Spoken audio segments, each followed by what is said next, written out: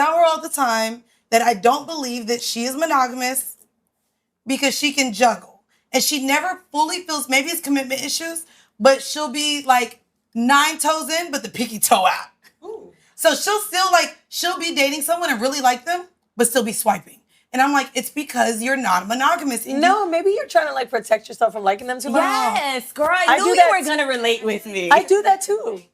Bro, the second I'm obsessed with somebody, I'm like, okay. But you are. What can I do to I gotta fuck another nigga or like go on a date? You gotta get it out. You gotta get it off. When you really like a guy, you have to fuck another guy to what? I need the explanation. All right, man. Bird talk. Fuck you looking at? Bird talk. Hit the link in the description. Join the Patreon. So y'all had these. They giving black women a bad name, bro. They giving black women a very, very, very, very bad name. When they go on these podcasts, let me say this first and foremost. They don't protect each other's image. They don't protect each other's image, bro. They just, y'all take the internet too serious and it's not that deep about the internet and all that type of stuff, but they don't do herself a service. So, the lady say when she find a guy that she like and she's attracted to and she like too much, she go fuck somebody else so she don't like him as much no more. And then the girl said, I'm glad I'm not the only one. I'm glad you admitted it. And we just sitting here looking like, so that's why I tell dudes all the time. You may be talking to a girl and you feel like everything was good. You feel like she was cool. And all of a sudden, she started tripping. This they playbook real talk. When it comes to shit like that, when you be like, damn, what did I do wrong? Because as a man, you're going to self-check yourself, or you're going to just think about like, damn, okay, what did I do or say wrong? And I tell you, a lot of times you ain't did nothing wrong. The sex was straight, or even if you get to the sex part, the conversation was good, you treated her good. And the way they think, well, I like him too much. Or he's a really good guy. He's a really nice guy. I don't want to be a good bitch. I don't want to be a good woman. I'm telling you what how they think. I'm not ready to be in structure. I want to be in the wild. I want to be a wild fucking Pokemon. So if I get with him, I'm gonna have to be on point and be disciplined. And most women don't want that. To them, there's no fun in discipline. There's no fun in structure. There's no fun in being on point. There's no fun in living a clean lifestyle. It has to be alcohol involved. It has to be money involved. It has to be, we have to go out to be involved. It has to be, you have all the tricks and toys at home to be fun. Everything, they think life is fun. When you deal with women that think life is supposed to be fun and they supposed to be happy all the time, those women are just hit and quit. Hit and throw it to the homies. That's just what it is. They don't want to build. They want to have fun and be happy. And for her to say that you think about the girls that you thought you hit it off with and they never called you back, or their playbook is they'll ghost you all together, or they'll start an argument with you.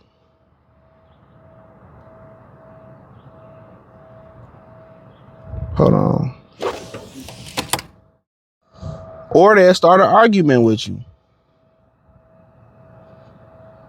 And a lot of guys, when they start that argument when a woman just started that argument with you, you trying to see what's wrong with her, but you don't even know how to read the situation. She want to start an argument so you can just be like, fuck her, and she can just break it off. So she could just blame and say you was tripping. But this how they operate though. This how they operate. On a grand scale, this how they operate. A lot of them women on that couch is hoes. They hoes. I remember I said this story before. I had a dude, he owned a barbershop. I used to go get cut there years ago. He said he was dealing with this stripper. He was clapping her shit up. And she pulled another condom out and said the second round on her. So strippers catch feelings still too. These hoes catch feelings, bruh. In order for them not to catch feelings and be in a relationship and still want to have fun, they go fuck somebody else. And then they sit here and they blame men for spreading STDs and for spreading diseases. And they don't want to spread disease. They sleep with they gave little male homies. They sleep with each other. They go fuck another nigga because they catch feelings for you. They get mad at you. They go fuck another nigga. And guess what? They demographic, Keisha, they don't be making nobody put no condom on. They raw dog. They go to Jamaica, get raw dogged by dudes they don't even know. They get raw dogged. They lie and tell guys, oh, I'm allergic to latex. You got to raw dog me. Think about that for a minute. So if a dude is too good and you like him too much, you go fuck somebody else because you don't want a relationship. Well, I mean, my thing is, or she said, or go date somebody else. And it's like, cool, then why are you dating then? Why not? Why are you dating? Why you just don't pull up and say, I want to suck you, fuck you, or just sell the cat? I just, for the love of me. And then they sit here, they admit this, and these are the conversations that they used to have in private. These are the conversations that they used to have in private. I promise you. When they girls group get together and you think they're having a book club or they down there braiding each other hair or watching, these are the conversations when you open up their female group chat, when they group up together, all they do is talk about this. I knew a homegirl that talked about a girl she worked with. She was showing the girls at the job that she was getting a train ran on her by 2 dudes. She was getting a train ran on her by 2 dudes and showing everybody at the job that. The girls getting bussed down in the parking lot. They tricking on a lunch break. I'm telling y'all, bro, but they sit here and they tell you men, y'all are the reason why y'all got These women are the reason why STDs are rampant, bro. They are the reason. They'll blame bisexual men, but it's really them. They'll be talking, oh, he didn't tell me he's bisexual. But you sleeping with your gay homeboy and going back to your boyfriend. And you're not making these dudes wear condoms. You going to the club, sleeping with the bouncers and the bartenders and going back to your husband. Women are nasty, dog. The modern woman is nasty. They nasty, bro. The guy's so good, you like him so much, you go fuck somebody else because you don't want to be in that. Then why date with that intention? And y'all be like, well, why do people sexualize black women? But black women don't come on the internet and they don't call these hoes out, bro. They don't be like, oh, no, we don't do that. See, I did a video and I put it on Patreon. I had to because they wouldn't let me put it on regular channel. But Sydney Sweeney did that little Euphoria picture. Man, Becky got her together. Becky's got her together. Black women don't police other black women. Only when it comes to being a pick-me. Only when it comes to serving your husband or being a good girlfriend or being a good wife. You know what I'm saying? Or I'm happy being a housewife. That's the only time where they band together to speak on something. But they sit here and they prop up this whole behavior, and you wonder why no race of men respect you. And the one race of men who did respect you, black men, the respect is gone, especially after the Ashley Janae shit, especially after they laughed at Kobe Bryant dying, especially after they laughed at Kevin Samuels dying. And you wonder why black men don't respect y'all as a collective no more. Why Brad don't respect y'all as a collective no more. Hector never Brad never respected y'all. Hector never respected y'all. But the one race of men that had loyalty, who respected y'all, they don't even respect their mothers no more. Nobody wants to talk about that. These men are starting to, I hate to say it, trauma bond a little bit on the internet. They starting to network with each other on the internet, and they found out that their mothers wasn't shit. So when they say who hurt you and your mother was black, a lot of people found out their mother was the issue. Their mother fucked them up. And look, we got 55-year-old women like Nia Long. These old washed up hags probably in their 40s or 50s. Come on. But they told you the man was the problem. They the problem, bruh. And they passing down these whole tendencies to the young girls. But then wonder why people want to treat y'all like hoes and say y'all are not wise. And when they say they happy single, you happy single when you living like this.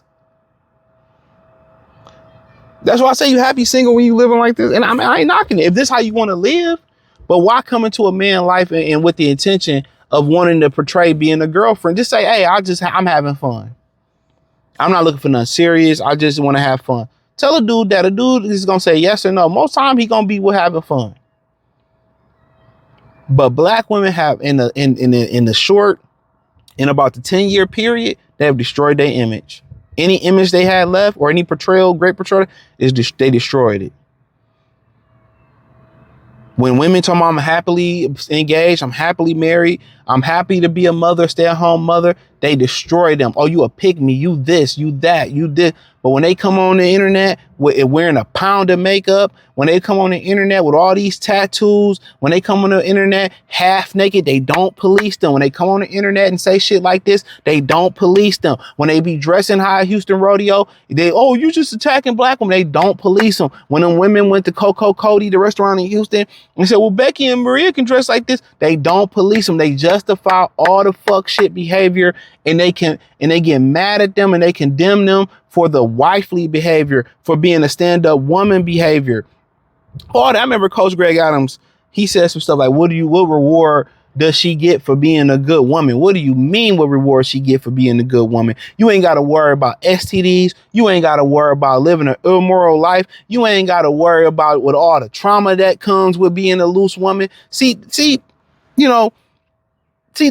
may not know this, but a lot of these women that came to be grape sodaed, a lot of these women that came, I remember a woman told me a dude trapped her in his house and all this type of shit and she had to get out and all that. They put themselves in that position.